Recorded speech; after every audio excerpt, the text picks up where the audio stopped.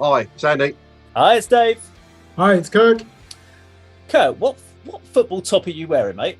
Yeah, I've got a Man United shirt on. Get off this channel. I hope that doesn't alienate too many of our subscribers. It probably won't. If Everyone knows I'm a Chelsea fan, so you can piss right off. you can fuck off. Yeah, Andy, I'm guessing you're a Tottenham fan, yeah? Yeah, but I don't have this inter-club rivalry. Okay, so you don't care about Arsenal. No, I don't care. No. He doesn't care about Football, innit? trophies. He doesn't care about trophies either. Don't get me talking about Liverpool. Right, let's just talk about music like we can usually agree on. Today's video, I'm not going to tell you what it is. I'm just going to kick it straight in, so you guys, because I don't know if you've heard this, but I'm sure you've heard of this band, but I won't know until the end. So we're going to go check this one out, and we'll share thoughts and feelings at the end.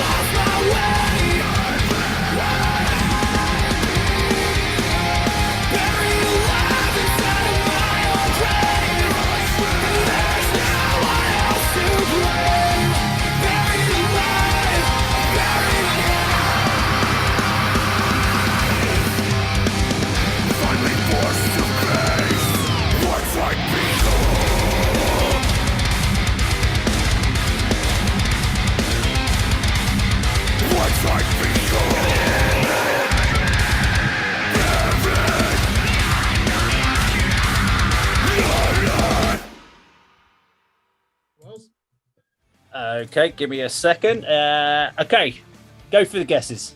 Tim Lambesis, isn't that As I Lay Dying? He Is that not won't- As I Lay Dying? Yeah, it is As I Lie Dying. Yes. Okay, I feel I should know, but I wouldn't have a clue. Yeah. As I Lie Dying, and the song was My Own Grave, hence why they say it quite a lot. So I have to be honest, when I picked the album song, I knew of the band name, but I'd never actually heard them myself. And it's just that it popped up when I was... can't remember which band I was searching for. It may have been when I was doing My Dying Bride and picking the video for one of the other reaction videos. And then, you get your recommendations down the side. This was one of the ones that came up. So I thought, I'll click on that and see what it's like. And I was like, oh, that'd be a good one for us to go check out. So let's go around the table. Go on then, Kirk. You might as well kick this one off. Yeah, so, I mean, this is a band that are now more famous because the singer ended up doing jail time for a conspiracy to murder his wife and was done in a sting operation by the police. How does he know this stuff? Oh, no, this was a big event. Trust me, this was a big event. I actually wasn't really listening to this type of music when this album came out. I just went through a period where just like, I've got my Pantera and my Megadeth albums, and I listen to that for the heavy stuff. And then I'll just listen to The Cure and Depeche Mode and 1980s post-punk for the rest. So I wasn't really listening to metalcore at this time, but you can hear the Killswitch Engage influence on that song. But one thing I will say, this band have been ripped off so many times, and I'll tell you why. You could throw that accusation of at the gates core at this band. They started it. So you now have this phenomenon in modern day metalcore. We've got all these bands who think they're ripping off As I Lay Dying, when really they're just taking inspiration from At the Gates without knowing it. Real good energy to the song. The clean chorus at the time when it came out, I would have liked. Every metalcore album does that now. Yeah. If that came out now, I don't know if I'd be blown away by it, but I've got to appreciate what it did for the scene at the time. And it was yet another thing that helped to move mainstream metal away from new metal and into heavier stuff. And if you think about it, if it wasn't for these guys, none of the big four would have returned to playing thrash metal. Metallica in 2003 would say Anger didn't really know what the fuck they should be doing with the music.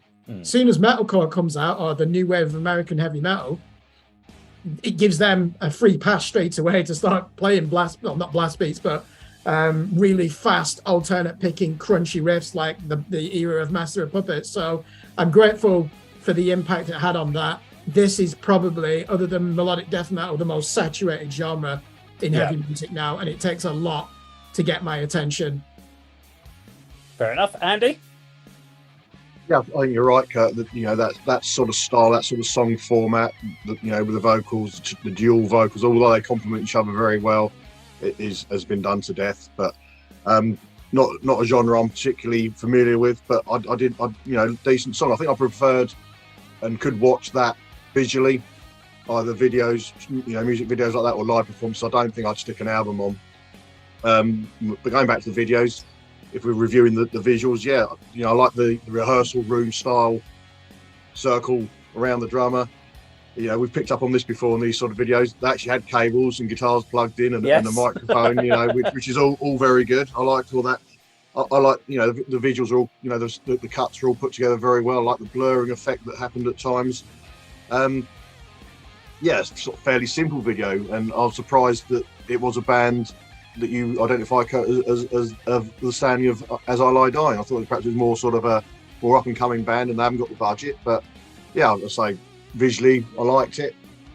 The music accompanying the video was good as well. But I don't think I could listen to sort of album and sort of tracks audibly on that. But got my head bobbing a bit. Good. I pretty much agree with everything you've already said. So I actually like the video, although I'm not a big fan of just keeping a video where it's just a rehearsal or a studio look. I thought they did it really well by having them all playing around in a sort of circle around each other and moving the camera around with the slow down effects at certain points, and it was lit really, really well. So it was just, you could see where the lighting had been put directly above, so you could get some sort of shadows across. There was no builder's lamps anywhere in sight. That's another thing we'd be looking out for, isn't it? Now builder's lamps yes. Builder's lamps. So you've got that element. I actually quite liked with metalcore when they brought in these two types of vocal tones with the clean and the heavy, and it's more, I guess it's good for people that are not really into the real gruff, growly, heavy vocals all the time. So I'm not a massive fan of it. So, but it gives me a bit of light relief.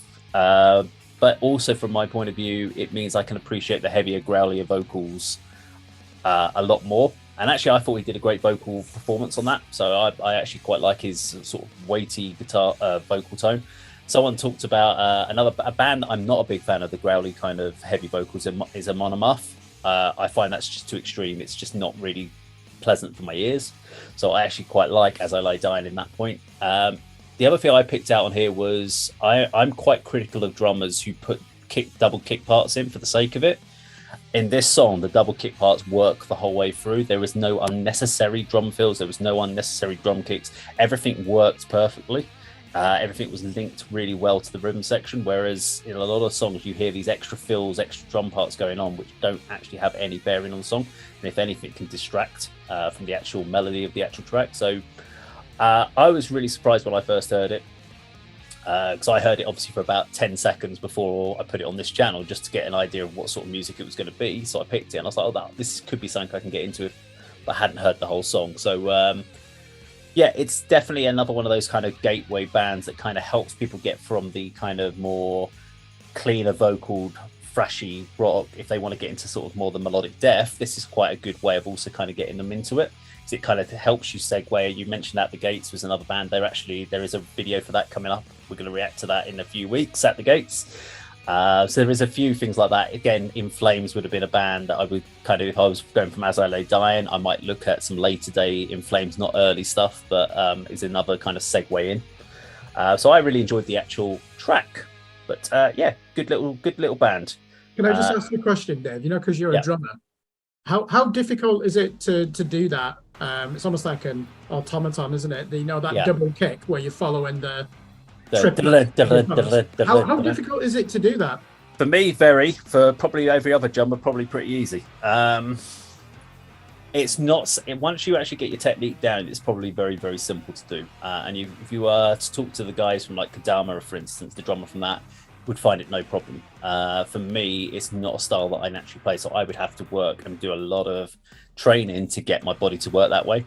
And the main reason for me is my left arm and my left leg are very much, and my right arm and my right leg are very much in sync. So when my kick drum goes down, my right arm goes down.